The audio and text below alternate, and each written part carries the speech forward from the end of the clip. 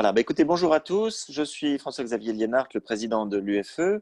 Et à ce titre, je voulais vous souhaiter la bienvenue dans notre conférence par Zoom.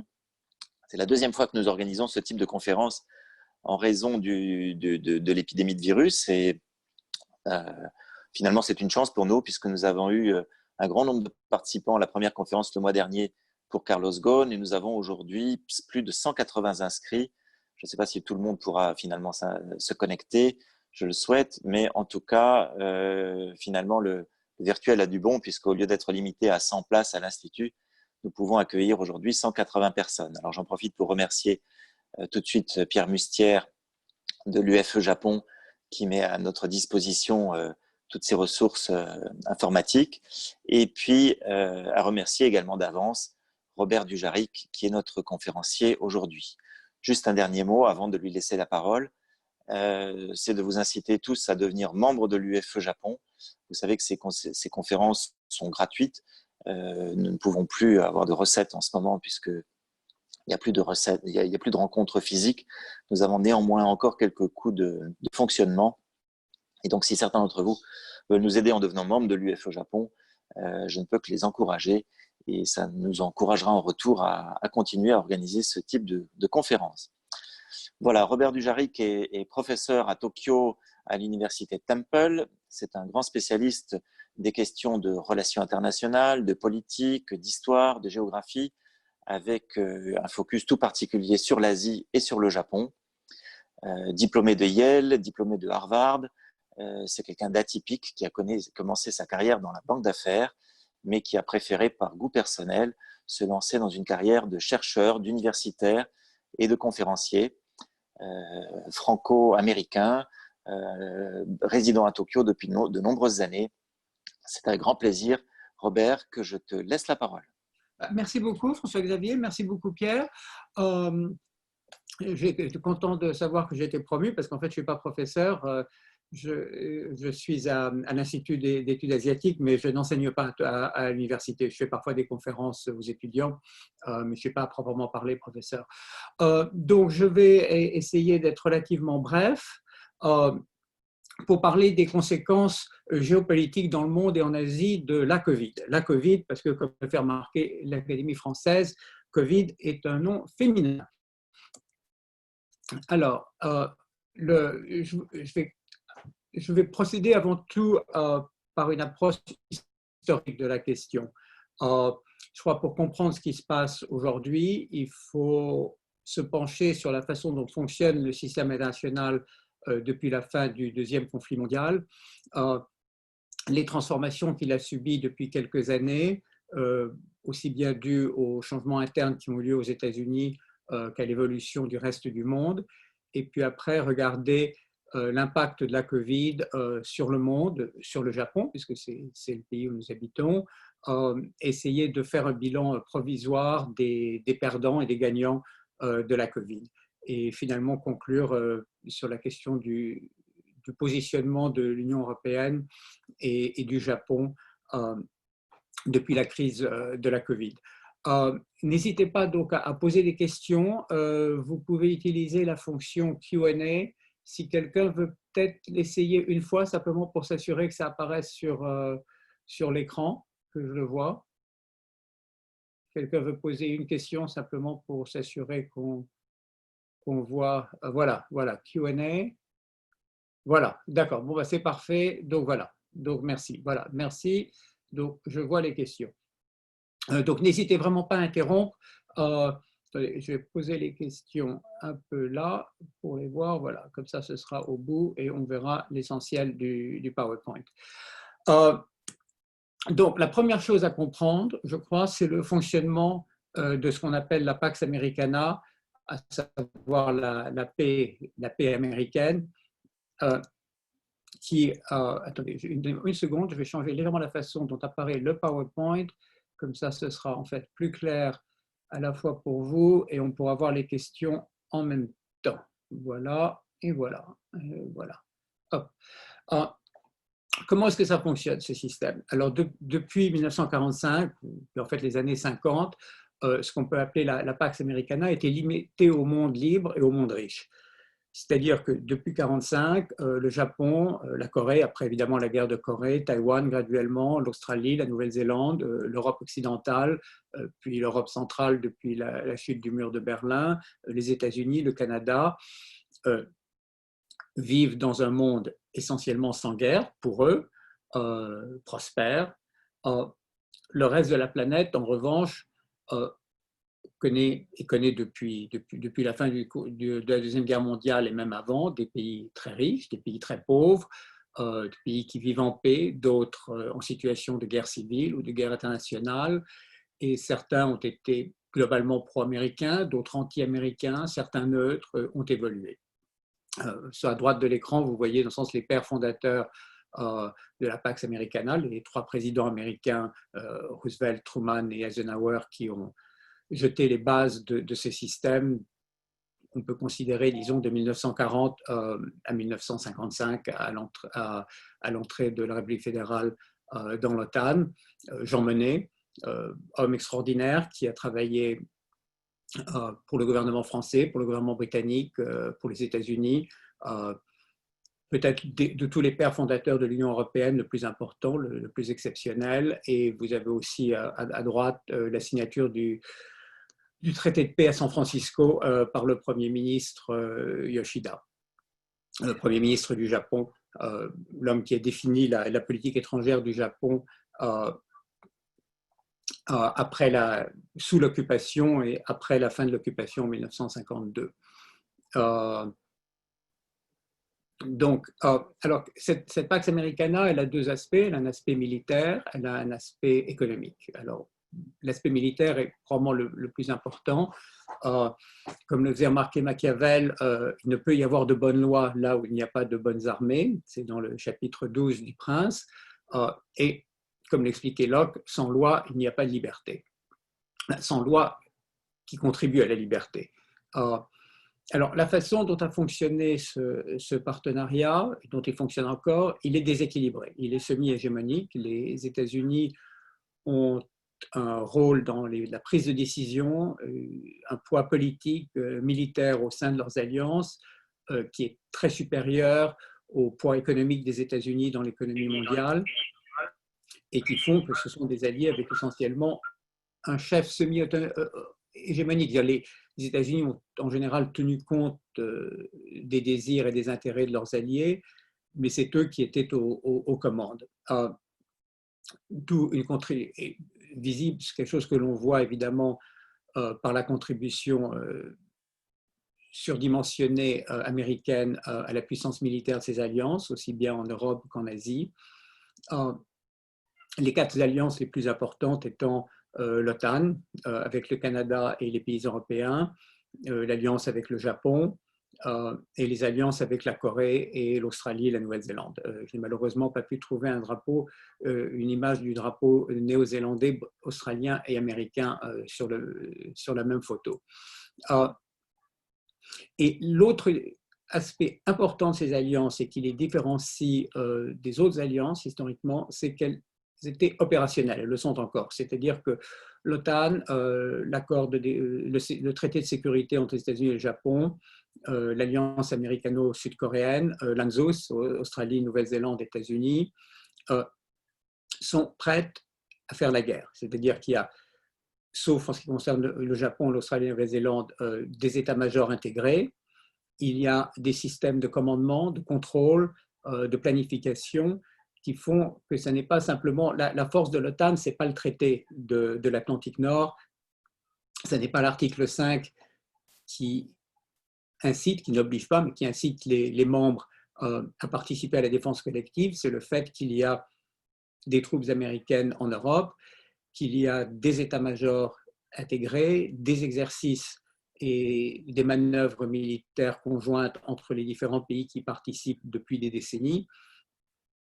Et c'est quelque chose qu'on a vu, il n'y a heureusement pas eu de guerre en Europe, mais quand les structures de l'OTAN ont été utilisées soit pour les opérations de maintien de la paix en Yougoslavie, soit pour des interventions militaires en Afghanistan et en Irak, on a vu qu'elles étaient immédiatement opérationnelles.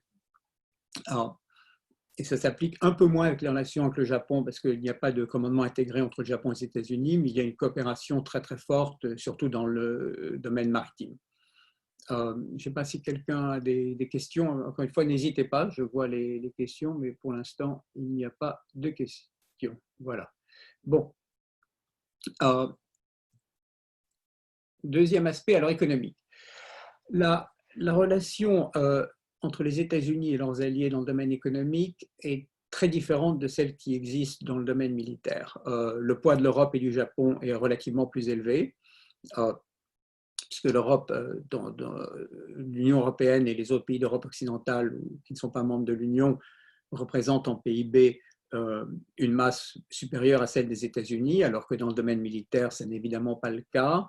Le Japon représente au moment à peu près un tiers de l'économie américaine. Militairement, il n'est probablement pas un dixième. Donc, le poids relatif des participants est très différent. Deuxièmement, il y a souvent eu des conflits assez violents avec les alliés dans le domaine commercial, dans le domaine des taux de change. Et ceci vraiment depuis les années 50 et 60 jusqu'à nos jours. Ce qui concerne le Japon, par exemple, dans les années 60, début des années 70, sur les exportations de textiles, années 80, les exportations japonaises d'automobiles aux États-Unis, conflit entre l'Europe et les États-Unis, par exemple, dans le domaine de l'aérospatial, Airbus contre Boeing. Et aussi, il n'y a pas d'alliance de système intégré type OTAN, mais il y a des institutions multilatérales où participent non seulement les États-Unis et leurs alliés, mais le reste de la planète, de l'Organisation mondiale du commerce, qui s'appelait le GATT avant, le Fonds monétaire international, et des tas d'autres organismes internationaux, régionaux, qui contribuent à maintenir en place un système économique relativement libéral. Et ça, je crois que c'est très important, c'est quelque chose qui change, qui n'existe pas dans l'esprit de Trump, mais qui était le fondement de la politique américaine jusqu'en 2017, une muraille de Chine entre le militaire et l'économique. C'est-à-dire qu'il y a, même en période de tensions très élevées dans le domaine économique et financier entre les États-Unis et leurs alliés, il n'y a pas eu d'interruption de l'alliance militaire. Reagan a imposé des quotas contre les importations d'automobiles japonaises, mais il n'a pas mis fin à l'alliance militaire avec les États-Unis, enfin entre les États-Unis et le Japon, même en ce qui concerne les conflits entre l'Europe et les États-Unis. Toujours pas de questions, donc voilà, soit je suis... Alors l'OTAN, oui. Alors une question, est-ce que l'OTAN est structurée contre la Russie? Historiquement, oui et non. Oui, puisqu'il a été créé pour faire face à la menace soviétique, mais il a surtout eu pour rôle de stabiliser les relations en Europe, c'est-à-dire qu'il a permis l'intégration, la réintégration de l'Allemagne au sein de la communauté occidentale. Il a rassuré dans les années 40, 50 les Européens non allemands sur le fait que les États-Unis resteraient présents en Europe et que donc il n'y aurait pas de resurgence, entre guillemets, d'un danger allemand. Il a rassuré l'Allemagne sur le fait que la présence américaine garantissait que les États-Unis protégeraient la République fédérale, lui permettrait de jouer un rôle important en Europe occidentale. Et donc, il a été un outil, il a été le volet militaire et politique qui a permis l'intégration économique de l'Union européenne. Et on n'aurait pas pu imaginer l'ACK devenu le marché commun, puis l'Union européenne sans l'OTAN. Ça crée dans un sens un ersatz d'unité politico-militaire en Europe avec une présence et même un leadership américain. Donc l'OTAN, il a été fait à la fois pour faire face à la menace soviétique, mais aussi pour unir l'Europe et la lier aux États-Unis. Donc il y a un rôle d'intégration européenne très important au sein de l'OTAN. Intégration aussi évidemment dans le domaine militaire, qui fait que grâce à l'OTAN, les militaires de tous les pays européens ont pu travailler ensemble, se connaître, s'estimer, établir des liens aussi bien personnels qu'administratifs et bureaucratiques. Donc ça, c'est le rôle de l'OTAN. De même que l'alliance avec le Japon a contribué à rassurer le reste de l'Asie sur le rôle du Japon après la guerre. Je ne sais pas si ça a répondu à votre question, sinon n'hésitez pas à en rajouter une. Merci. Alors, quelles étaient les forces de cette alliance du système de Pax Americana? La première, c'est qu'une alliance sans chef est infirme. Vous voyez, cette illustration représente Blücher et Wellington se rencontrant à Waterloo devant la ferme de Belle Alliance. Belle Alliance étant le terme utilisé parfois pour ce qu'on appelle en français Waterloo. Si on lit Clausewitz, parle toujours de Belle Alliance plutôt que de Waterloo. Pourquoi les Européens ont-ils dû passer pratiquement 15 ans avant de réussir à éliminer la menace napoléonienne? Parce qu'ils avaient des alliances, des coalitions temporaires. Je crois que la coalition qui a mis fin à Napoléon était la 7e, sans aucun chef, puisqu'il n'y avait aucune puissance hégémonique au sein de ces alliances, ce qui a permis à Napoléon parfois de faire sortir un des participants de la coalition, ce qui rendait le processus décisionnel très très difficile. Il n'y avait aucune intégration, si on peut utiliser le terme à l'époque militaire, des commandements, de l'entraînement, des états-majors. Et donc, la différence entre l'OTAN, la relation nippo-américaine, et un grand nombre d'alliances qui les ont précédées, c'est le fait qu'il y a en fait un seul pilote dans le cockpit. Ça a été, je pense, historiquement une de ces très grandes forces, qui n'a plus fonctionné parce que depuis 1945, les principaux participants, à commencer par les États-Unis, ont quand même tenu compte des intérêts vitaux de leurs autres partenaires. Alors, avec évidemment de très grandes tensions. L'OTAN, tous les jours, il y avait des discussions, parfois assez agressives, sur les financements, les budgets, la stratégie à utiliser. Par exemple, dans les années 60, fallait-il avoir une politique de forward defense, c'est-à-dire de défendre l'alliance aux frontières aux frontières orientales de la République fédérale? Fallait-il accepter de perdre du terrain pour gagner du temps? Mais globalement, il n'y a jamais eu de violation des intérêts vitaux des participants. Et deuxièmement, ça a été une alliance flexible. Expansion, par exemple, de l'OTAN. L'OTAN, au début, le traité de l'Atlantique Nord ne comprenait que quelques pays d'Europe du Nord-Ouest. Il a été étendu à la Grèce, à la Turquie, à l'Allemagne fédérale, ce qui est évidemment l'étape la plus importante de la création d'un système européen de défense et qui a permis de développer l'Union européenne, après à l'Espagne, et puis graduellement aux pays d'Europe centrale. Il a aussi consisté à des pivots. Parfois, les alliances des États-Unis sont tournées avant tout vers ce qui se passait en Europe, puis en Asie. Et il a permis aussi, sur les bases des structures avant tout otaniennes, la création de coalitions ad hoc. Guerre du Kosovo, opération de maintien de la paix en Yougoslavie, conflit contre Daesh. Les structures développées dans l'OTAN, même système de communication, connaissance de ses partenaires, liens personnels tissés entre les officiers, les civils des ministères de la Défense, d'utiliser ce système, par exemple, en Asie de l'Ouest, en Afghanistan ou en Irak. Et donc, le résultat, il a été ce qu'on peut appeler un win-win. Il y a eu depuis 1945 des pays, disons, du deuxième ou du troisième cercle qui ont quitté les alliances américaines, l'Iran, probablement l'exemple le plus important, l'Éthiopie, certains pays d'Amérique latine, mais parmi les membres de l'OTAN, parmi en ce qui concerne la Corée du Sud, le Japon, l'Australie, la Nouvelle-Zélande, personne n'est vraiment parti. Même De Gaulle est allé assez loin, il a retiré les forces françaises du commandement intégré, mais il a maintenu des forces françaises en Allemagne. Les États-Unis et la France ont continué à coopérer dans le domaine nucléaire. La force de frappe nucléaire française a bénéficié dans les années 60 et 1970 d'une aide américaine considérable. Donc personne n'est vraiment parti parce qu'en fin de compte, même ceux qui n'étaient pas contents, et tous les jours il y en avait énormément, se sont dit il faut mieux être à l'intérieur qu'à l'extérieur du système. Donc on va passer à la... Oups, pardon. Hop. Et voilà, hop, pardon. Hop.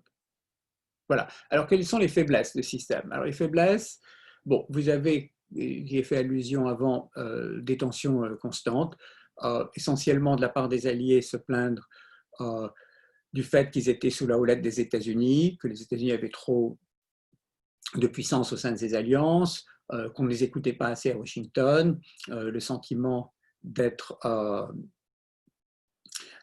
traités comme des citoyens de seconde classe, probablement exagéré, mais il y a toujours eu un ressentiment qui est inévitable de la part d'un junior partner dans une situation où il y a un senior partner qui est très senior.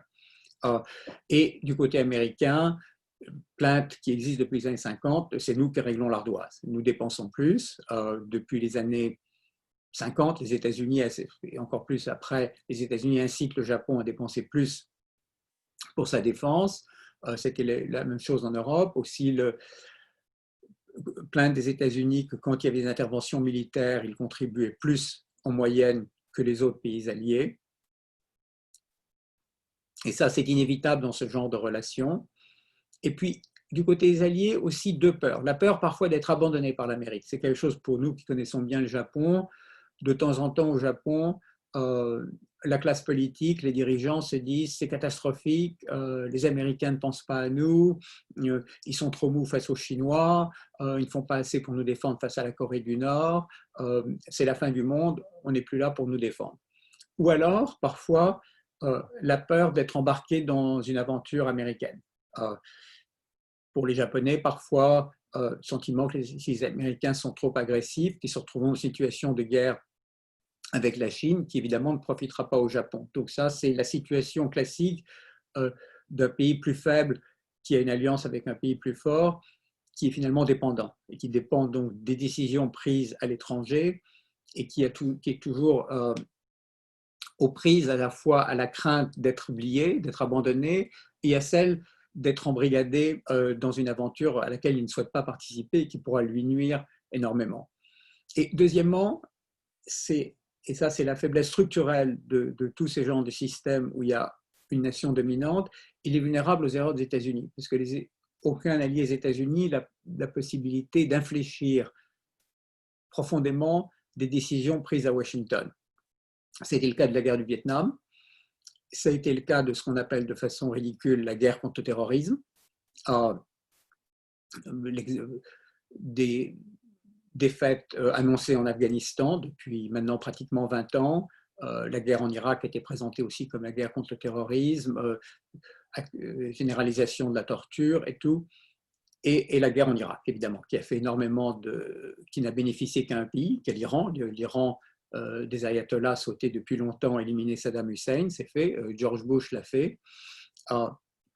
Et là, personne, dans un sens, les alliés qui étaient contre, beaucoup d'alliés d'ailleurs étaient pour la guerre en Irak, la Grande-Bretagne, le Japon, mais même si tous avaient été contre, ils n'auraient fondamentalement pas pu empêcher ce qu'a fait Bush fils en 2003. Alors si on prend par exemple une autre erreur au Moyen-Orient, 1956,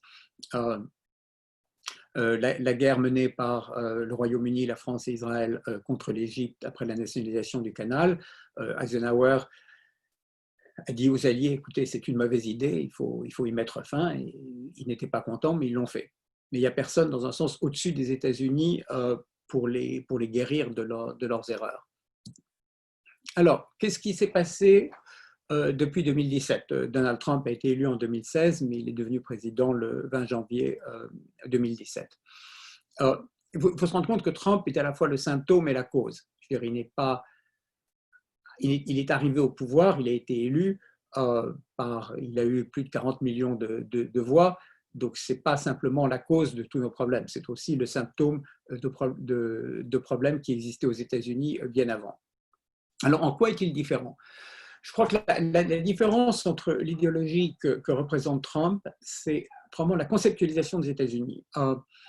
Les présidents des États-Unis de Roosevelt à Obama, républicains ou démocrates, ont toujours considéré que les États-Unis étaient un grand pays, très puissant, et graduellement, depuis les années 60, depuis la fin des restrictions racistes contre l'immigration asiatique et d'autres pays non occidentaux, depuis les lois qui ont donné le droit de vote à tous les Noirs américains, la conceptualisation américaine de la nation a été universelle. C'est-à-dire que tout le monde pouvait arriver aux États-Unis, devenir américain, contribuer à l'économie, à la vie politique, et que politiquement à l'étranger, les États-Unis avaient une vocation universelle de modèle.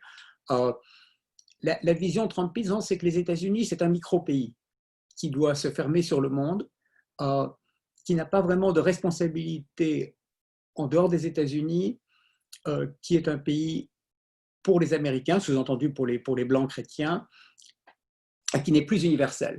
Et ça, c'est très, très différent de la façon dont on voit les États-Unis depuis, disons, la fin des années 60. Deuxièmement, c'est une vision pessimiste, comme le disait un observateur de la vie politique américaine. C'est une Amérique pleurnicharde, paranoïde. Très, très différent au sens de l'optimisme qui, en général, était la marque de la plupart des présidents américains depuis très longtemps. C'est une vision de ce qu'on appelle un peu en anglais la politique du cultural despair, c'est la fin du monde, plus de valeur, les valeurs n'existent plus, l'Amérique s'écroule. C'est très différent de ce qu'on voyait avant aux États-Unis. C'est aussi une vision léniniste. J'emprunte cette expression à Zbigniew Brzezinski qui l'avait utilisée à propos de Bush 43. Bush 43 étant le Bush fils. Les présidents américains, comme les rois de France, sont numérotés.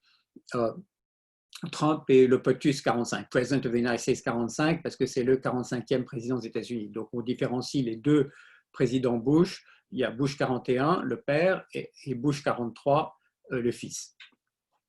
C'est une Amérique très contre le multilatéralisme, qui est ouvertement, le président passe son temps à critiquer l'OTAN.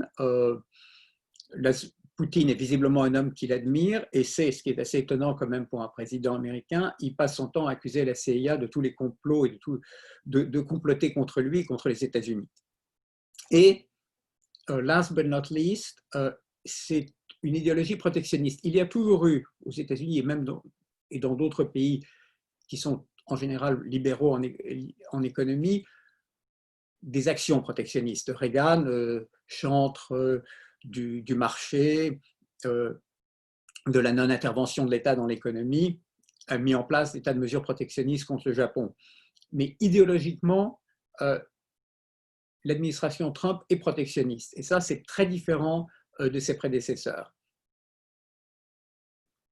Alors, on va passer au... Voilà. Alors, qu'est-ce que ça représente pour l'Occident? J'ai mis, je ne sais pas si on peut le voir sur l'écran, je pense pour ceux qui ont un grand écran, un des tweets les plus célèbres de Trump où il s'est attaqué à 4 députés, 4 femmes députées, une née en Somalie, une d'origine portoricaine et une noire américaine, descendante d'esclaves. Et il leur a dit retournez dans les pays d'où vous venez. Ce qui est quelque chose quand même d'assez incroyable, surtout en ce qui concerne la députée dont les ancêtres sont arrivés esclaves aux États-Unis. Ils ne sont pas arrivés illégalement, enfin, ils ont été vendus, achetés, et arrivés. Et c'est l'idée, le fondement idéologique du Trumpisme, c'est l'Occident, c'est pour les Blancs chrétiens. C'est quelque chose qu'on voit dans le fait que Trump et ses alliés soutiennent Alternative for Deutschland, Le Pen, le Brexit, Orban, sont ouvertement contre l'Union européenne, sont en plus très misogynes, ça très ouvertement. Et pour les pays occidentaux, c'est un renversement d'alliance. Historiquement, les États-Unis ont soutenu en Europe, au Japon aussi, les partis du centre-droit, de centre-gauche. Parfois avec financement de la CIA dans les années 50, politique de propagande intellectuelle et culturelle.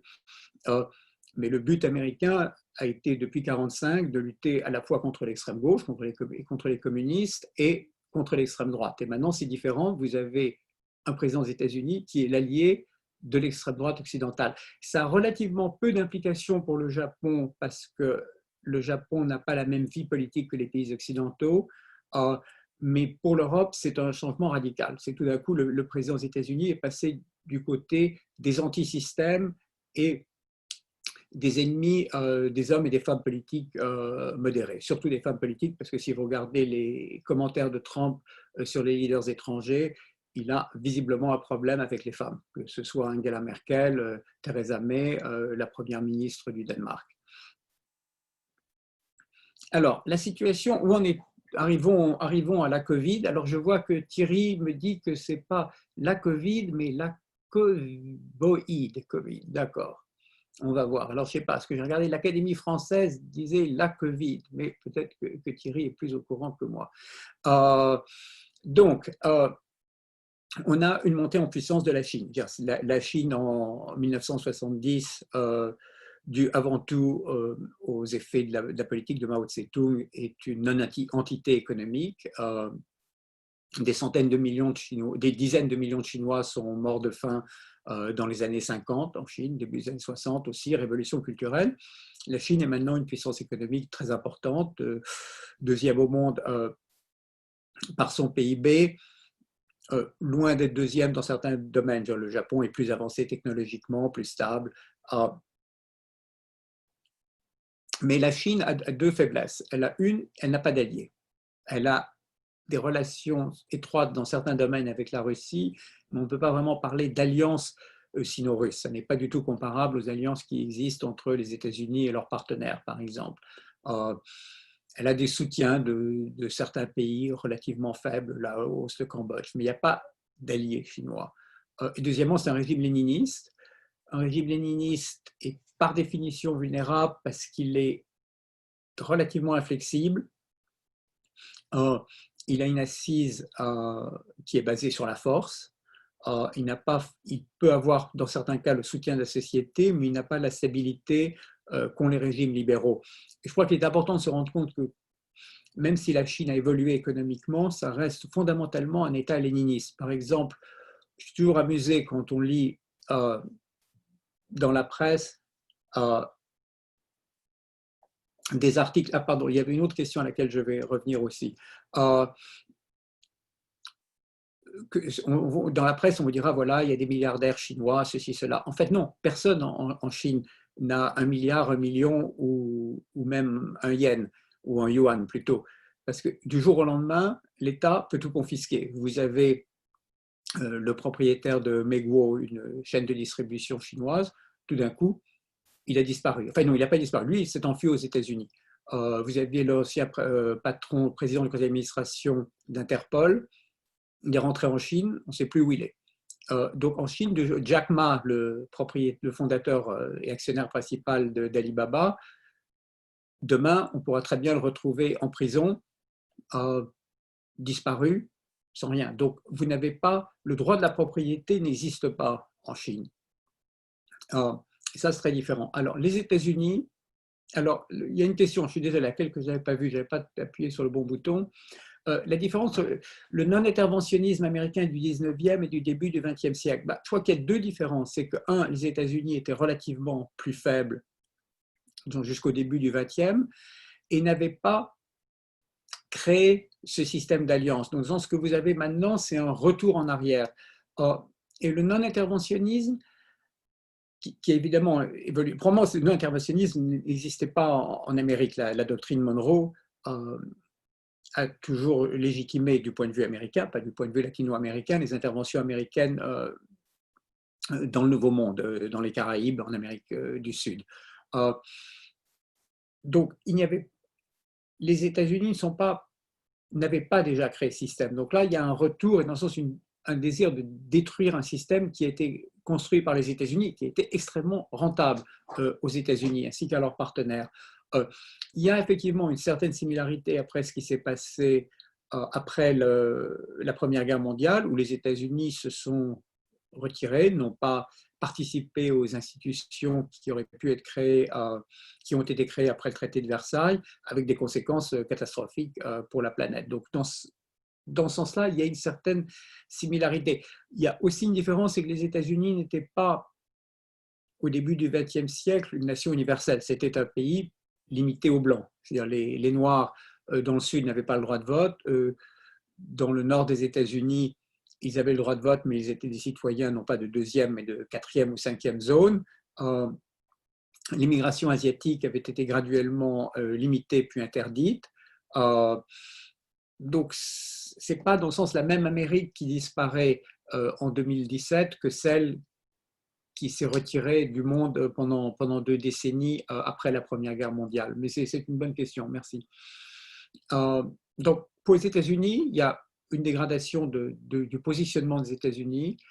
Il reste un outil militaire exceptionnel, en grande partie grâce à ces alliances qui sont encore quand même partiellement opérationnelles. L'OTAN fonctionne encore, l'alliance avec le Japon, oui. Donc vous avez une capacité d'intervention militaire, une capacité de faire la guerre des États-Unis qui est multipliée par ces alliances, ce que n'a pas la Chine. Alors la grande question, c'est de savoir est-ce que les États-Unis pourraient rebondir après Trump, soit l'année prochaine si Joe Biden est élu président, soit dans 5 ans. Ça, c'est une question à laquelle je n'ai pas de réponse et je serai prêt évidemment à répondre à des questions là-dessus. Alors l'Europe et le Japon, ensemble très très riches, ça fait à peu près 23 000 milliards de dollars de PIB, mais géopolitiquement, ils restent lilliputiens. Ils n'ont pas le poids politico-militaire dans le monde qui est comparable à la taille et au volume de leur économie et au nombre de citoyens qu'ils ont, puisque Japon, Europe ensemble, ça fait une population supérieure à celle des États-Unis, très supérieure. Et la Russie, reste la Russie. La Russie a une capacité de nuisance. C'est un pays économiquement faible, qui a un PIB légèrement supérieur à celui de l'Espagne, une industrie aussi bien très peu développée, je veux dire c'est avant tout un exportateur de matières premières, qui peut pêcher en eau trouble, et qui évidemment bénéficie de sa relation assez spéciale avec Trump. Mais chaque fois que la Russie, je pense, marque des points, ça reflète plus la faiblesse de ses adversaires que ses forces. Alors, le Covid. Alors, le bilan préliminaire de cette situation. Alors, je crois probablement il est illogique de parler d'une guerre. La lutte contre le Covid n'est pas une guerre, pour une raison très simple. Une guerre, c'est un combat entre des entités politiques. Et à un moment, le perdant reconnaît sa défaite. Il est très très rare dans un conflit qu'il se termine par l'élimination physique totale de l'adversaire. Ça arrive parfois. En général, celui qui abandonne se dit, voilà, les choses vont mal, j'ai intérêt à mettre fin au combat aujourd'hui plutôt qu'à continuer. Là, vous avez une photo représentant la capitulation officielle du Japon sur le pont du cuirassé Missouri. Le Japon, quand il a capitulé sans condition, mais en fait avec des conditions en août 1945, aurait pu encore se battre pendant des mois, peut-être même plus longtemps. Et la guerre, la défaite du Japon en 1945 était une défaite quand même relativement totale. Vous avez des tas de guerres, par exemple la guerre Iran-Irak, qui se termine, disons, comme on dirait en boxe, par un match gagné au point, peut-être 40-60, parfois 70-30, parfois 50-50. Donc le virus, lui, ne va pas reconnaître sa défaite. Le virus n'a pas de capacité psychologique, de capacités intellectuelles.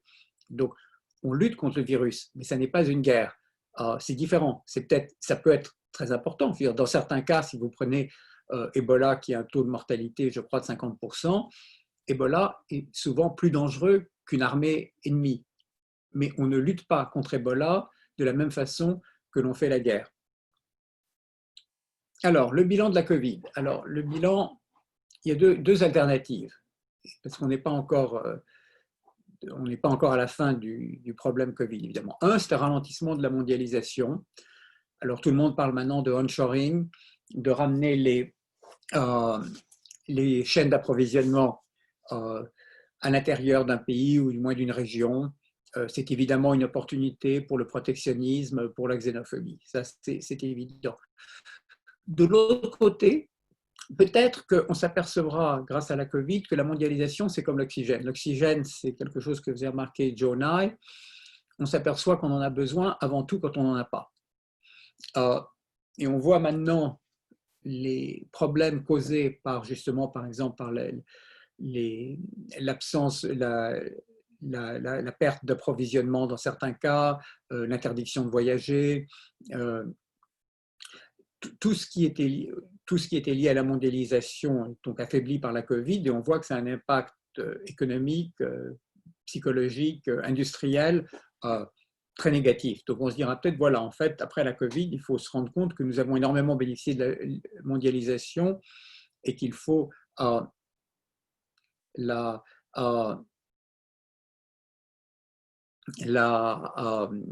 et qu'il faut en fait défendre la mondialisation. Et l'onshoring, on verra que c'est une perte de compétitivité. Je veux dire, si les chaînes d'approvisionnement sont mondialisées, c'est parce que ça diminue les coûts et que ça bénéficie à un très grand nombre de pays et d'entreprises. Et on voit de cette façon ironique d'ailleurs, on voit quand même que le NHS, le National Health Service, qui est le système de santé britannique, qui est généralement considéré comme étant la nouvelle religion britannique. Ça a été créé après la Deuxième Guerre mondiale, c'est quelque chose qui bénéficie d'un soutien très fort au sein de l'électorat, et tout homme ou femme politique britannique fait toujours campagne en disant « je vais défendre le NHS ». Par exemple, la campagne du Brexit était axée en partie sur le fait que si le Royaume-Uni quittait l'Union européenne, on pourrait dépenser je ne sais plus combien de milliards de livres en plus pour le NHS. Et on a quand même vu que Boris Johnson, apôtre du Brexit, donc implicitement de la fermeture des frontières, a été sauvé par 2 infirmiers émigrés, une néo-zélandaise et un portugais. Lequel portugais ne serait peut-être pas en Grande-Bretagne si l'Union européenne n'existait pas. Est-ce que ça a aussi décrédibilisé les populistes?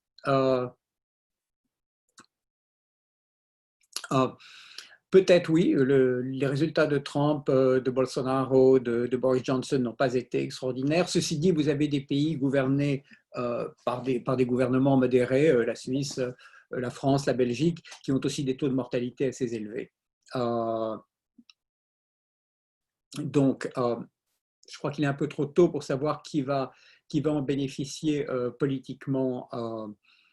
Mais je pense que c'est dire que la Covid, c'est la fin de la mondialisation, c'est probablement beaucoup trop tôt et ce ne sera probablement pas le cas. Alors, je reviens.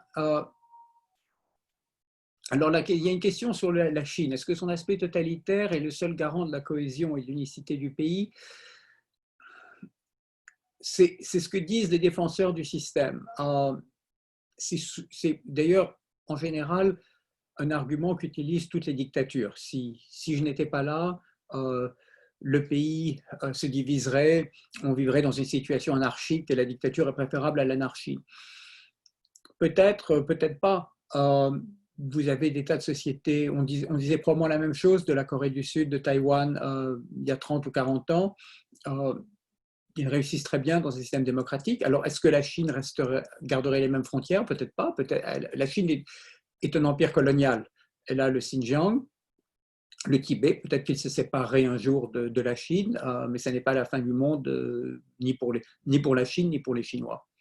J'ai remarqué, on dit OTAN en français et non pas OTAN. Merci. Je remercie ce commentateur. Voilà, hop. Alors, attendez. Voilà. Alors, le bilan géopolitique de la Covid. Alors, pour la Chine, bon, ça ouvre quand même le dossier de la responsabilité de Pékin. Il y a visiblement eu une rétention d'informations. On ne sait pas à quel niveau. Quand est-ce que les autorités ont été informées de l'existence de ce virus? Qu'ont-elles fait pour alerter non seulement la population, mais surtout le reste du monde? Et toutes les dénégations du régime chinois ont un peu la crédibilité d'un Pinocchio. Parce que souvent, on le voit, c'est quelque chose depuis plusieurs années, le positionnement de la propagande chinoise est tel qu'on ne peut pas croire ce qu'ils vous expliquent, ce qu'ils défendent. Et l'agressivité très, très violente contre les critiques est finalement contre-productive. Et la propagande chinoise est encore assez peu sophistiquée. Je pense un bon outil de propagande est plus discret et n'essaye pas simplement de soutenir ceux qui sont à 100% pour vous. Il faut faire un peu, c'est ce qu'a fait par exemple, ce qu'ont fait les États-Unis dans les années 50. Ils ont subventionné des revues, des magazines, des chercheurs, des universitaires, mais qui n'étaient pas forcément à 100% pro-américains, mais qui allaient quand même dans le sens des intérêts des États-Unis. Et ça, c'est quelque chose que la Chine n'est pas encore capable de faire, et c'est probablement lié à la nature du régime. Mais alors évidemment, si la Chine ne se tire pas très bien du Covid, ça n'est pas non plus brillant pour les États-Unis. Ça a mis en lumière la situation d'un État défaillant, premièrement par un président visiblement anti-scientifique, une espèce de bouffon au pouvoir, qui a quand même à un moment recommandé de boire de l'eau de Javel, alors il a dit après que c'était une blague, qui prend un médicament dont j'ai oublié le nom, dont l'efficacité est loin d'être prouvée, c'est le moins qu'on puisse dire. Et ça a aussi prouvé, ça ne cesse, ce n'est pas simplement le problème de Trump, c'est l'impéritie d'un État qui est devenu un peu anarcho-libétarien, c'est-à-dire que l'idéologie d'une partie de la classe politique américaine depuis 20-30 ans est fondée sur l'idée que tout ce qui vient de l'État est par définition un problème et ne peut faire que du mal, sauf peut-être les prisons. Et le problème, c'est qu'un bon système de santé nécessite une participation active de l'État. Et la situation qu'on a vue dans un grand nombre d'hôpitaux américains est quand même un éclairage très humiliant sur le système de santé américain. Les États-Unis dépensent énormément. Les États-Unis dépensent beaucoup plus que la Suisse pour leur santé. La Suisse étant un pays où les coûts sont très très élevés avec des résultats très inférieurs. Et puis il y a aussi, et ça c'est spécifique à Trump, il y a une absence de leadership. C'est une vision purement nationale. On ne pense pas au reste du monde. C'est pas la vision impériale qui dans un sens était la norme de Franklin Roosevelt à Obama.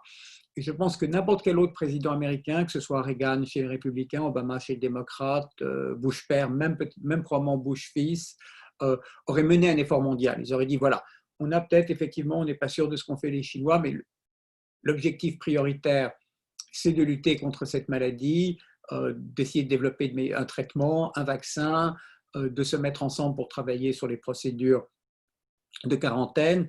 Et ils auraient mené un effort mondial ouvert à tout le monde avec un leadership américain, mais un leadership ouvert en tenant compte des désirs et des intérêts des autres. Et là, il y a eu un vide total. Et aussi, encore une fois, une perte de crédibilité. Je veux dire, le président tous les jours dit soit quelque chose de faux, soit tout simplement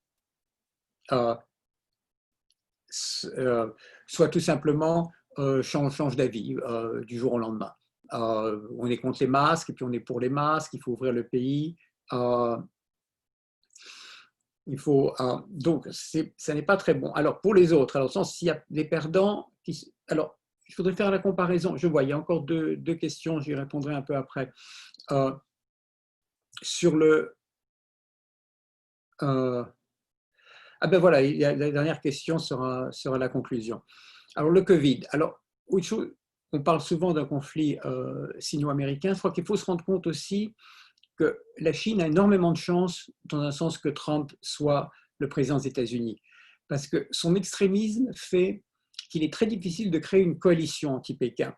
Vous avez un grand nombre de pays, commencé par le Japon, qui ont des doutes sur la Chine, qui considèrent que la Chine est un ennemi, mais qui ne souhaitent pas entrer en guerre militaire, mais aussi guerre commerciale. Si les États-Unis avaient des objectifs clairement définis visant à limiter la puissance chinoise, mais ne poussant pas à une confrontation extrême, ils arriveraient beaucoup plus facilement à avoir une très grande coalition contre la Chine. Et ça, c'est quelque chose que Trump est incapable de faire. Trump aussi a mené, et ça, ce n'est pas le premier à le faire, d'autres présidents américains l'ont fait, à une politique de rejet au lieu de cooptation des organisations internationales. Si les États-Unis et d'autres pays ont des problèmes avec l'OMS, il faut plutôt investir plus, avoir plus d'influence au sein de ces organisations et essayer d'en prendre le contrôle, ou du moins d'avoir plus d'influence. Et ça n'est pas du tout la façon dont il réfléchit. Et son slogan, le slogan de Trump, c'est America First. America First, il faut le savoir, c'était le slogan des isolationnistes contre l'intervention américaine du côté britannique à la fin des années 30 et jusqu'à Pearl Harbor, avec souvent, pour certains, pas pour tous, un petit aspect, disons, un peu pro-nazi, antisémite. Donc America First a une connotation très forte en américain. Mais en fait, ce n'est pas America First, c'est l'America Alone. C'est ça leur idée. C'est quelque chose qu'a réussi le gouvernement japonais en août 45. En août 45, le Japon n'avait plus aucun allié. Bon, les États-Unis ne sont pas dans la même situation que le Japon après l'invasion de la Mandchourie, Hiroshima et Nagasaki, mais c'est un peu la même idéologie. Et puis, il y a aussi, et ça, je crois que c'est quelque chose dont on ne se rend pas compte, il y a un désarmement idéologique qui est très similaire à celui de Nixon et Kissinger. Nixon et Kissinger conceptualisaient l'Union soviétique comme un ennemi traditionnel, un adversaire, comme au XVIIIe siècle, vous aviez des pays, des royaumes, des empires qui avaient des alliés, des ennemis. Ils ne se sont pas rendus compte que la guerre contre l'Union soviétique devait être menée aussi au niveau idéologique. Quelque chose qu'ont compris après eux Carter et Reagan, à savoir les droits de l'homme, mettre en jeu la légitimité, attaquer l'Union soviétique sur la légitimité de son régime, sur la légitimité idéologique de son occupation en Europe, de l'Europe centrale. Et il n'y a aucune agression. Comme Trump est lui-même exclusionniste, comme il ne véhicule pas une idéologie ouverte, libérale, il n'y a pas de contre-modèle américain face à la Chine, ce qu'il y aurait avec un président beaucoup plus normal. Donc, dans un sens, Xi Jinping a peut-être de la chance que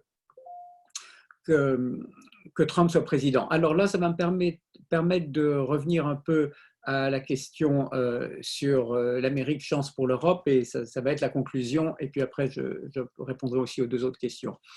Alors, géopolitique mondiale. Alors, il y a évidemment une occultation des États-Unis. Les États-Unis ne jouent pas le rôle dans cette crise qui aurait été leur sous Obama, sous Clinton, sous Bush, sous Reagan. Pékin n'est pas devenu la nouvelle Rome. Pékin n'a pas remplacé les États-Unis.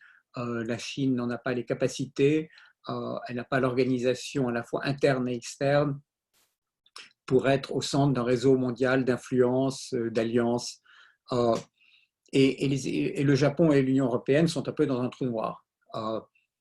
Ils gèrent le problème chez eux, mais ils ne sont pas à la tête d'un effort mondial pour, entre guillemets, remplacer les États-Unis. C'est la photo que j'ai mise, photo de l'AFP d'ailleurs, vous explique comment fonctionne un trou noir. Le Japon et l'Union européenne ne sont pas encore dans la singularité, qui est le centre du trou noir, mais on a quand même beaucoup de mal à les voir. Alors le Japon, puisque le Japon, est-ce qu'on peut porter, trop tôt pour porter un jugement définitif sur la situation du Japon face à la Covid?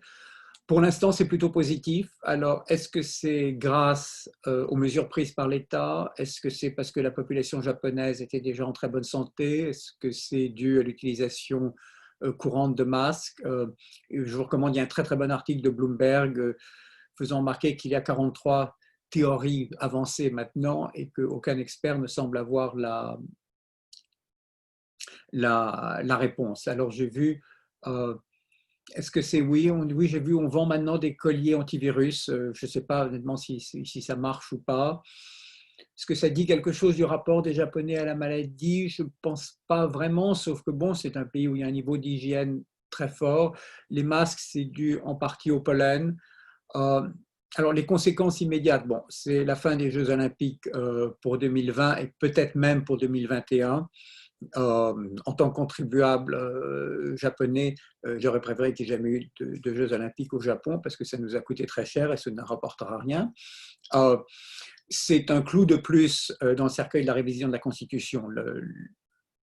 Abe, émotionnellement, ce qui intéresse Abe, ce sont les questions politiques de politique de défense, de politique intérieure, de constitution. Ce n'est pas l'économie. il aurait voulu sans aucun doute que son mandat prenne fin après une révision de la Constitution. Ça semble de plus en plus improbable. Alors, géopolitiquement, pour le Japon, tout ce qui affaiblit les États-Unis, c'est mauvais pour le Japon, puisque les États-Unis sont le protecteur du Japon. Mais on ne voit aucune initiative régionale ou mondiale du Japon. C'est un pays très riche, qui en ce moment a plutôt une bonne image de marque. Ça fait un peu penser à l'ère Edo, ce qu'on appelait le Sakoku, le pays fermé. Alors, les perdants et les gagnants, idéologiquement, bon, les perdants, c'est l'idée que l'État est la cause de tous nos maux. On voit que dans une situation de crise, l'État a un rôle important à jouer, que les pays qui ont un État efficace s'en sortent mieux que ceux qui n'en ont pas. Les gagnants, alors peut-être Keynes, probablement, parce que tous les pays concernés ont mis en place des politiques keynesiennes, à savoir de dépenses publiques très élevées pour faire face à la chute de la demande. Alors, est-ce que c'est vraiment le Return of the Master? Je ne sais pas. Je vous recommande, si vous ne l'avez pas lu, la biographie en 3 volumes de Skidelsky, de Keynes, qui est exceptionnelle. Et la science. Alors, la science, c'est compliqué parce que vous avez à la fois des solutions qui sont par définition scientifiques, mais vous avez aussi une augmentation incroyable de thèses complotistes, de théories de médicaments miracles. Vous avez un grand nombre d'hommes politiques, à commencer par Bolsonaro et Trump, qui mettent en doute la science. Alors oui, bon, la popularité de Bolsonaro a baissé, celle de Trump pas tellement. Donc est-ce que la science s'en sortira vainqueur?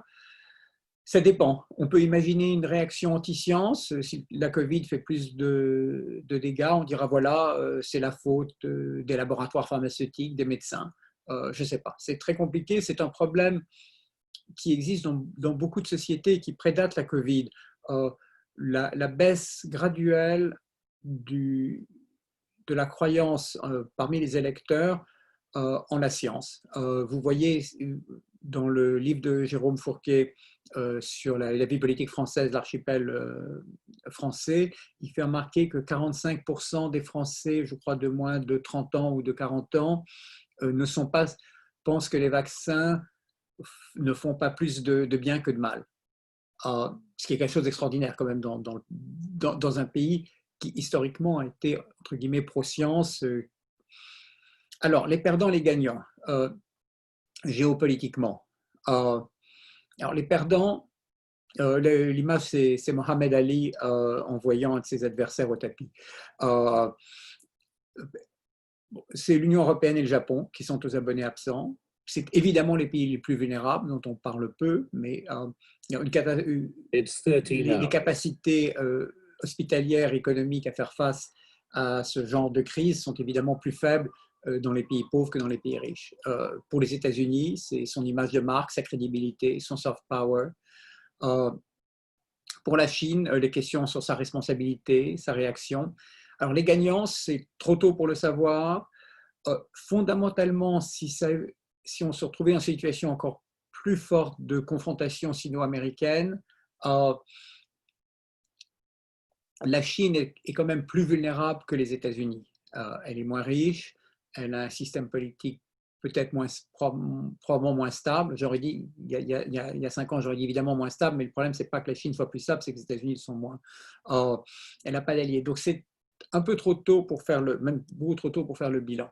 Alors, les conclusions pour l'Europe et le Japon, ça va me permettre de répondre à la question de Christelle.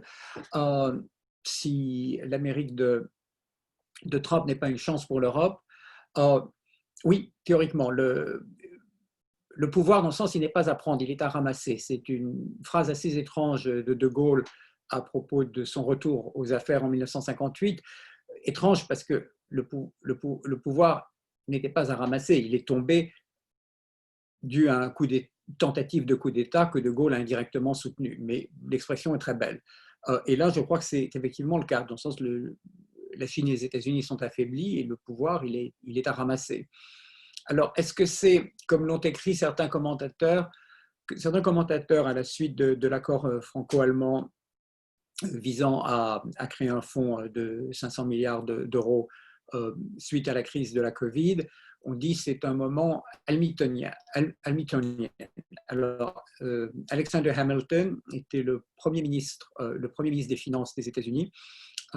Alors, quand les États-Unis se sont déclarés indépendants en 1776 et sont devenus indépendants en 1783 suite à la victoire franco-américaine de Yorktown, les États-Unis n'étaient pas encore un État fédéral. C'était une confédération un peu bancale, sans gouvernement central et très faible. Et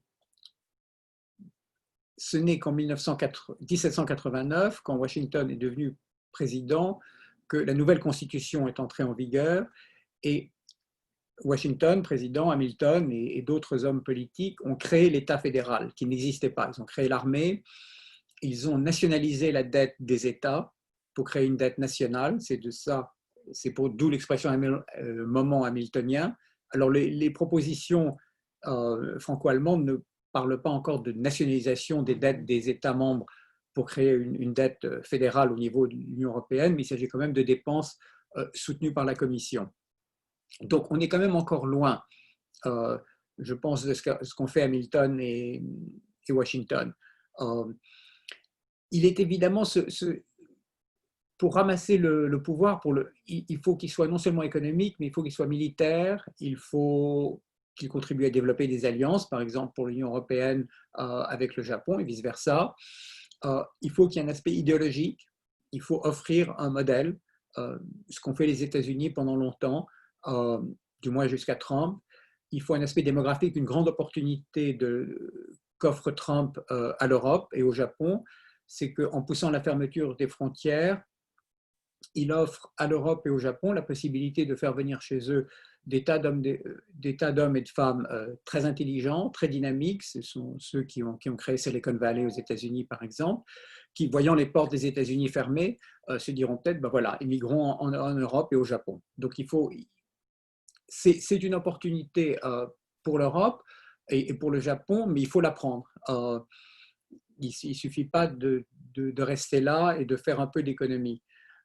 Alors, je vais répondre très rapidement avant qu'on ouvre aux questions, quelques questions auxquelles j'avais oublié de répondre. Alors, les deux scénarios les plus probables, je ne sais pas. Est-ce que ce sera une opportunité ou un affaiblissement de la mondialisation? Je crois que c'est trop tôt. Est-ce qu'il serait intéressant que les pays récupèrent une certaine autonomie? Alors, oui, non. Dans certains domaines liés à la sécurité, c'est un problème, mais qui n'est pas lié à la Covid. Par exemple, c'est ce qu'on voit dans le domaine de la 5G. Effectivement, il semble que permettre à Huawei d'avoir accès au réseau 5G dans les pays européens, aux États-Unis, au Japon, pose un risque. Du moins, c'est ce que disent les experts. Je ne suis pas un spécialiste de cyber. Mais ça, ce n'est pas lié à la Covid, ce n'est pas lié à l'économie, c'est lié à la sécurité nationale. Et le taux, les facteurs génétiques du coronavirus, oui, on en a parlé. Certains articles disent que le virus est légèrement différent en Europe qu'au Japon, que deuxièmement, il y a un article du Washington Post citant un scientifique japonais, que peut-être que les réactions des systèmes immunitaires ne sont pas les mêmes chez les populations d'origine d'Asie du Nord-Est que chez les populations d'origine européenne. Ça, vraiment, ça nécessite des connaissances scientifiques que je n'ai pas. Donc voilà, le poids de la dette va augmenter. Alors, est-ce qu'il y a des perdants dans les détenteurs de la dette étrangère? Ça aussi, je crois que c'est trop tôt là. Ça dépend qui la détient, de qui elle est. La Chine détient énormément de papiers étrangers. C'est un grand acheteur, par exemple, historiquement acheté énormément de bons du Trésor, américains, mais qui est vulnérable? Est-ce que c'est celui dont la dette est détenue ou est-ce que c'est celui qui détient la dette? Comme me l'a expliqué une fois un banquier, quand on doit $100 à une banque, on a un problème. quand on doit 100 milliards de dollars à une banque, c'est la banque qui a un problème. Et il en va de même pour les pays. Donc, je crois j'ai terminé, moi, avec ma présentation. Donc, s'il y a d'autres questions, je ne sais pas comment si François-Xavier va reprendre le contrôle de l'émission ou si je réponds simplement aux questions via le chat, via le Q&A. Oui, Robert, je ne sais pas si vous m'entendez. Oui. Oui, bah, simplement, écoute, tu réponds aux questions qui sont posées par écrit parce que voilà, si on était en direct, ce serait plus simple, mais je vais pas jouer le rôle d'intermédiaire. Voilà, donc le mieux, c'est si tu arrives à bien tracer toutes les questions qui ont été posées par écrit, c'est peut-être le plus simple. Je viens d'en poser une, alors comme j'ai le micro, j'en profite. Est-ce qu'on peut imaginer que les États-Unis, étant très occupés par des considérations à la fois sanitaires et de politique intérieure, est-ce que ça va créer un espace pour que la Chine reprenne le contrôle? On l'a vu récemment sur Hong Kong, mais est-ce que ça va les inciter à poursuivre vers Taïwan et voire même à aller plus loin dans la mer de Chine du Sud? Alors, effectivement, Hong Kong, la Chine peut faire ce qu'elle veut. Il n'y aura aucune intervention militaire américaine, japonaise, européenne, australienne sur Hong Kong. Donc, le Parti communiste chinois peut tuer toute la population d'Hong Kong, il ne se passera rien. Alors, ça a des applications économiques, diplomatiques pour la Chine. Mer de Chine méridionale et Taïwan, il est possible que ce soit perçu comme ça à Pékin. Alors, quelle serait la réaction des États-Unis? Est-ce que Trump étant dans un sens fondamentalement America First, un peu isolationniste, est-ce qu'il dirait, voilà, ça ne nous concerne pas, c'est aux Japonais de le faire? Est-ce qu'il y aurait dans un sens un réflexe américain d'intervenir, y compris militairement? Je pense que je pencherais plutôt vers la seconde question, la seconde réponse. Mais Taïwan aussi, ça dépend du type de pression chinoise. Il y a certaines pressions chinoises qui n'ont pas de réponse militaire évidente pour les États-Unis ou pour le Japon, d'autres qui l'ont. La mer de Chine méridionale, c'est très compliqué parce que, premièrement, c'est beaucoup moins important que Taïwan ou que la Corée. Deuxièmement, il y a un nombre très grand de parties à ces disputes. Pour l'instant, les actions chinoises, même si elles ont été très agressives, ne mettent pas en cause les intérêts vitaux du Japon, des États-Unis, de l'Australie. Et je pense que les Chinois peuvent vraiment en faire plus sans risquer un conflit militaire.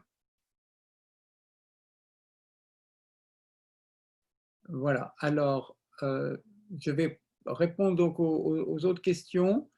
Alors, potentielle puissance militaire européenne créée par le Brexit. Le Brexit, ça affaiblit l'Europe militairement, puisque la Grande-Bretagne était une des principales puissances militaires européennes. Jusqu'à présent, y compris maintenant, l'Union européenne a joué un rôle très limité dans les questions de défense. Les pays européens ont des relations avec d'autres pays européens dans le domaine de la défense via l'OTAN ou via d'autres structures qui ne sont pas directement liées à la Commission. Le consensus des deux parties, des deux côtés de la Manche, semble être de maintenir des relations le plus étroites avec la Grande-Bretagne, qu'elle soit ou qu'elle ne soit pas dans l'Union européenne.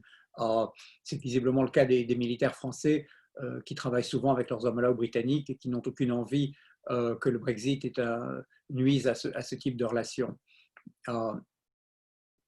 Alors, sur la santé, oui, le Japon pourrait-il prendre sa place dans la recherche d'un vaccin? Oui, mais là encore, on aurait pu imaginer une initiative japonaise, disons voilà, on est prêt à financer X ou Y des dizaines de milliards d'euros de dépenses avec nos partenaires, créer un partenariat international pour chercher un vaccin. Pour l'instant, je n'ai pas vu grand-chose. Le Japon et son avenir sur la scène internationale. Alors, un des pays les moins touchés, le plus gros budget d'appui. Alors, je crois il a été très peu touché en ce qui concerne le nombre de décès, mais il est évident que pour un pays dont l'économie est imbriquée dans l'économie internationale, le ralentissement de l'activité économique dans le reste du monde a un impact direct sur le Japon. Donc, même s'il y a 0 mort, un pays qui aujourd'hui aurait 0 mort serait quand même obligé de prendre des mesures pour faire face à la crise économique engendrée par la Covid. Bon, il y a évidemment l'idée de sauver l'image du Japon, de sauver Abe, mais je crois que c'était avant tout dicté quand même par des phénomènes économiques. D'autant plus qu'il ne faut pas oublier que même s'il y a eu peu de morts au Japon, on a quand même fermé les écoles, ça a un coût. On a fermé un grand nombre de commerces sont fermés, pas autant qu'en France, mais vous avez des restaurants, des hôtels. Toute l'industrie du tourisme a été dévastée puisqu'il n'y a plus de touristes étrangers et il n'y a plus de touristes intra-japonais non plus. Donc, il est normal que le Japon ait un plan de soutien à l'économie, même s'il y a pas même s'il y a peu de victimes au Japon. Alors, que manque-t-il à l'Union européenne? Il manque le fait que c'est pas une union, c'est pas une fédération. C'est très difficile parce qu'évidemment, comment les fédérations sont créées? Vous avez des fédérations, des pays qui sont créés dû à l'hégémonie d'une province qui a pris le contrôle du nouvel État unifié. Le meilleur exemple étant la Prusse. La Prusse devient l'État dominant dans le monde allemand après avoir exclu l'Autriche, après la guerre austro-prussienne de 1866, après la défaite des Habsbourg à Sadova. Et donc, c'est assez facile.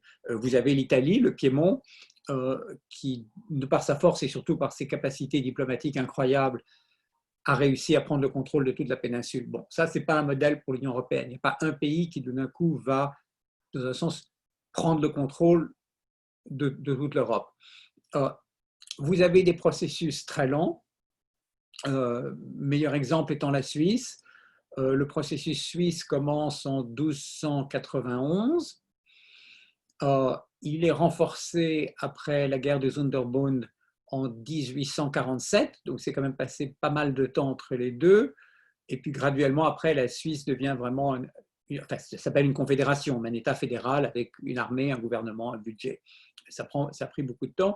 Et vous avez les États-Unis qui ont l'avantage de l'avoir fait relativement tôt dans un pays qui n'était pas encore démocratique. Enfin, il y avait une démocratie limitée, le suffrage censitaire, où même si les Américains, à la fin du 18e, s'identifient avant tout à leur État, à la Virginie, au Massachusetts, à New York, il n'y avait pas la même conscience nationale qui existe en Europe. Je veux dire, la Virginie ou la Géorgie n'avaient pas le passé qu'ont la France ou les Pays-Bas, passé historique multiséculaire. Donc c'est beaucoup plus difficile de créer une fédération dans une situation comme celle de l'Union européenne qui est fondée sur des États-nations qui ont une très longue histoire, ce qui n'était pas le cas des Américains ou disons ou de l'Australie. L'Australie aussi est devenue une fédération. Donc je crois que ce qui manque, c'est à la fois peut-être une perception de crise supérieure, la capacité des élites à convaincre l'électorat, ce qui malheureusement n'est pas le cas. Et puis aussi, il ne faut pas oublier le facteur, un grand nombre d'événements sont dus à des femmes ou des hommes exceptionnels qui transforment une situation. Et donc là, je pense qu'il y a l'opportunité pour une femme ou un homme politique en Europe de devenir le ou la fondatrice d'une vraie fédération européenne. Donc, et la constitution d'armée européenne, ça n'est possible qu'au moment où il y aura vraiment une Europe fédérale. Je veux dire, parce qu'une armée, ça veut dire qu'il faut qu'il y ait un commandant en chef ou une commandante en chef. Par exemple, Macron souhaite une armée européenne, mais est-il prêt à transférer le contrôle qu'il a sur les forces nucléaires françaises à la présidente de la Commission européenne? S'il n'est pas prêt à le faire, ce n'est pas une armée européenne. Pas de réaction américaine à Hong Kong, oui. Oui, il y a eu une pression, il y a eu des pressions très fortes, effectivement, retrait du statut de zone spéciale qu'a Hong Kong dans la législation américaine par rapport au reste de la Chine. Je crois que fondamentalement, nous avons organisé à l'université il y a quelques jours une discussion là-dessus.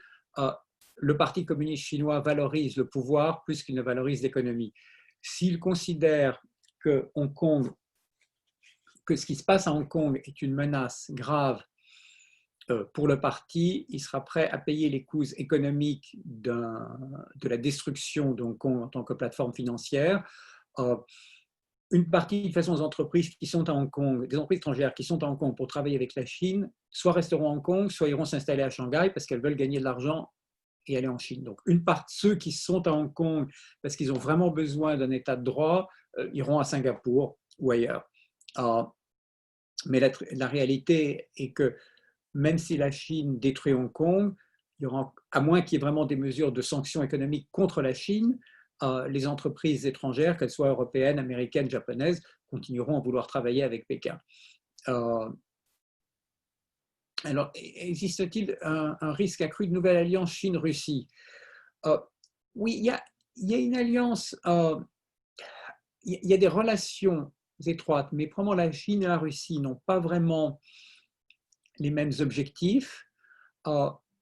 Il n'y a aucune création d'état-major intégré, d'alliance militaire au sens opérationnel et fonctionnel qui existe par exemple au sein de l'OTAN, ou même sans intégration aussi poussée entre le Japon et les États-Unis. Les questions, les pressions sur l'approvisionnement énergétique, c'est compliqué parce que l'acheteur a besoin d'énergie, mais le vendeur a besoin d'argent. Et en ce qui concerne la Russie, qu'est-ce qu'exporte la Russie? La Russie exporte très peu de produits industriels, très peu de services. Ce n'est pas une destination touristique. Donc, comment est-ce que la Russie gagne des devises? En exportant des matières premières. Donc, je vois mal, la Russie a fait pression, par exemple, sur l'Ukraine dans le domaine du gaz. Mais est-ce que la Russie pourrait se permettre de dire aux Européens de l'Union européenne, voilà, on ne va plus vous vendre de gaz? Oui, ce serait un gros problème pour l'Europe, mais ce serait encore plus un problème pour Poutine. Plan de soutien au Japon. Alors, il est impressionnant, Karine nous fait remarquer que est-ce que le contenu du plan de soutien est à la hauteur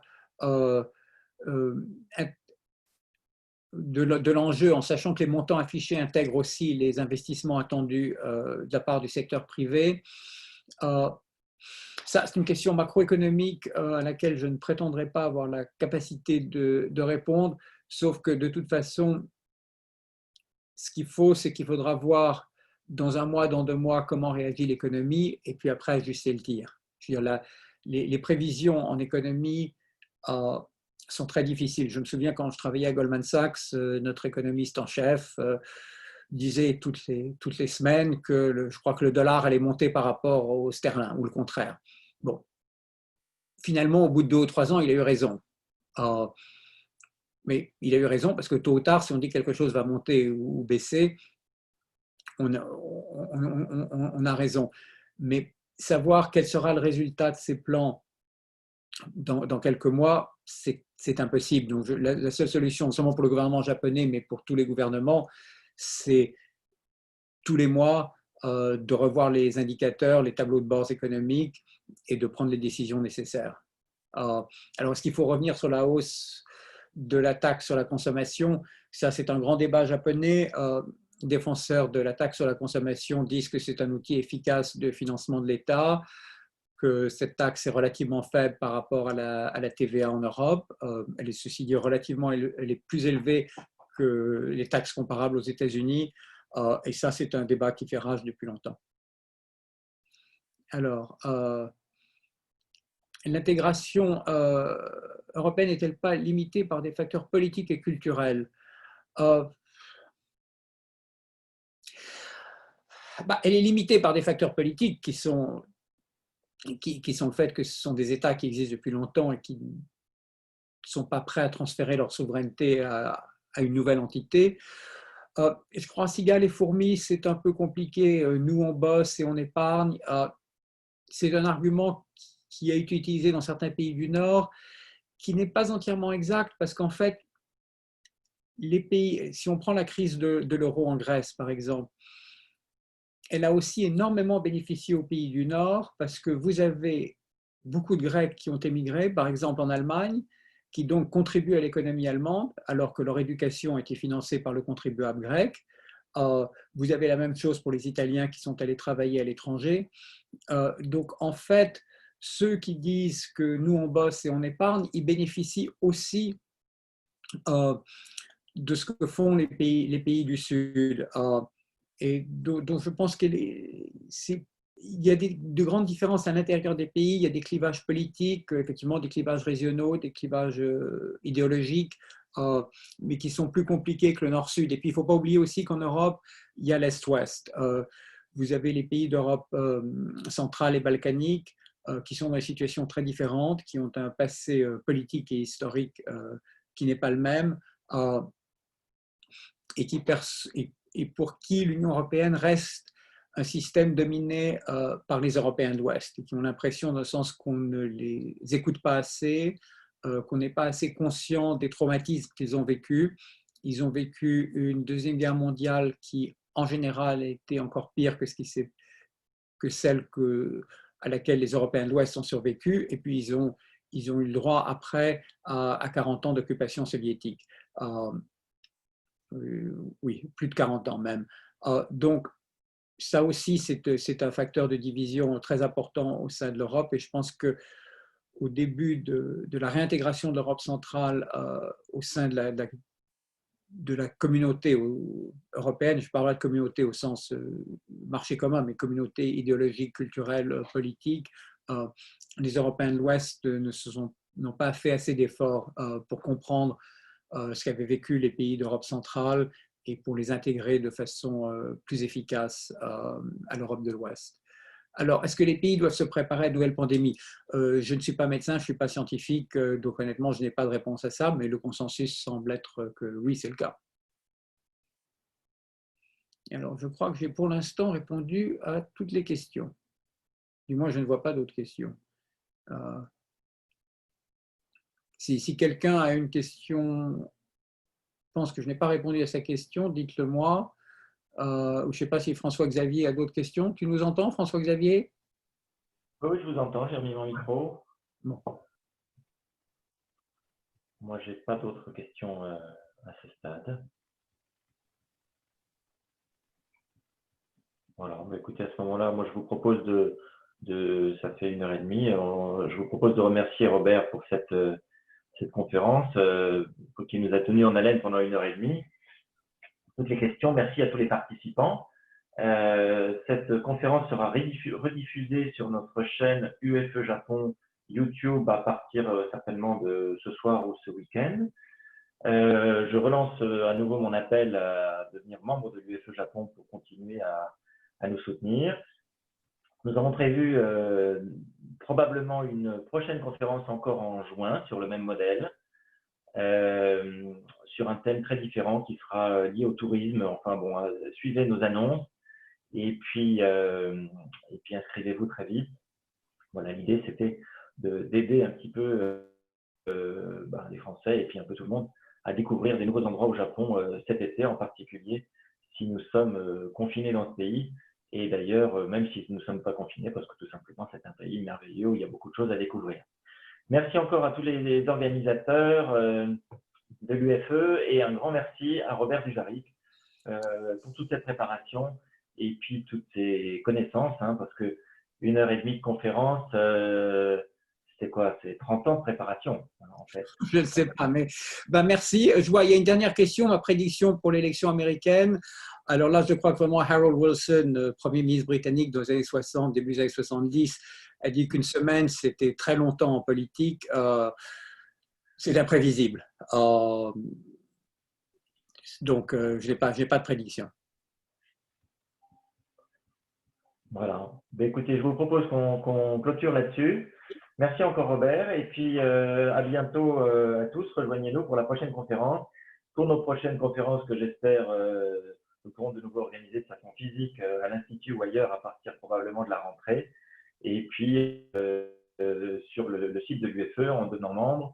Vous savez que nous organisons des conférences à la fois pratiques qui peuvent aider les Français dans leur vie à l'étranger, que ce soit sur le thème de la protection sociale, de la retraite, des questions, je dirais, un petit peu régaliennes. Nous organisons des conférences culturelles comme celle de ce jour qui permettent à nos concitoyens au Japon et parfois même ailleurs, pour ceux qui nous suivent de loin, d'en apprendre plus sur le monde dans lequel ils vivent et en particulier le monde immédiat et pour nous le Japon. Et puis l'UFE, c'est également un espace de convivialité, même si c'est un petit peu difficile en ces temps de virus, mais je crois qu'aujourd'hui, avec tous les participants, nous avons, grâce aux moyens modernes, réussi à créer cet espace de convivialité, ce union qu'il y a dans l'union des Français de l'étranger et que nous appelons de nos voeux. À bientôt. Au revoir. Merci. Au revoir.